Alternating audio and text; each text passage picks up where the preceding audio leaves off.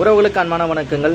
சம்பாதிக்கும் கணவர் அவருடைய விருப்பத்திற்கு ஏற்ப தாமதமாக ஜீவனாம்சம் வழங்கலாமா? இது தொடர்பாக டெல்லி உயர்நீதிமன்றம் லலித் மோகன் மஹரா வர்சஸ் மீனாட்சி மஹரா என்ற வழக்கில் தீர்ப்பளிக்கப்பட்டிருக்கிறது.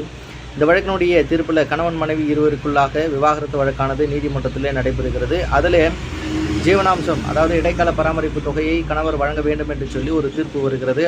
அதனை எதிர்த்து அவர் டெல்லி உயர்நீதிமன்றத்தில் எனக்கு பல கடமைகள் இருக்கிறது, வீடு வாங்கியிருக்கிறேன், அதற்கான இஎம்ஐ நான் கட்டி கொண்டு வருகிறேன், ஆகவே சரியான நேரத்திலே இவ்வளவு தொகையை என்னால் கட்ட முடியாது, ஆகவே என்னுடைய வசதிக்கேற்ப இந்த பராமரிப்பு தொகையை நான் கட்டுவதற்கு எனக்கு ஒரு அனுமதி வேண்டும் என்று சொல்லி கூறுகிறார். விசாரணை செய்த நீதியரசர் அவர்கள், சம்பாதிக்கின்ற கணவர் அவருடைய வசதிக்கு ஏற்ப தாமதமாக இந்த இடைக்கால பராமரிப்பு தொகையான ஜீவனாம்சத்தை வழங்குவது அந்த சட்டம் இயற்றத்திற்கான நோக்கமே தோல்வியில் போய் முடிந்துவிடும். ஆகவே இந்த பராமரிப்பை நம்பியிருக்கிற இந்த பராமரிப்பு தொகையை பெறுவதற்கான உரிமை பெற்றவர்களாகிய மனைவியும் அந்த குழந்தையினுடைய கண்ணியத்தை பாதிக்கக்கூடியதாக இருக்கிறது. ஆகவே சம்பாதிக்கின்ற கணவர் அவருடைய விருப்பத்திற்கேற்ப தாமதமாக அந்த ஜீவனாம்சத்தை வழங்குவதை நீதிமன்றம் ஏற்காது. சரியான நேரத்திலே அந்த இடைக்கால பராமரிப்பு தொகையை மைனர் குழந்தைக்கு மாதம் ரூபாய் 17,500 வழங்க வேண்டும் என்று சொல்லி இந்த தீர்ப்பிலே உத்தரவு சொல்லியிருக்கிறது. இதை பற்றி நீங்கள் தெரிந்து கொள்ளுங்கள். நன்றி.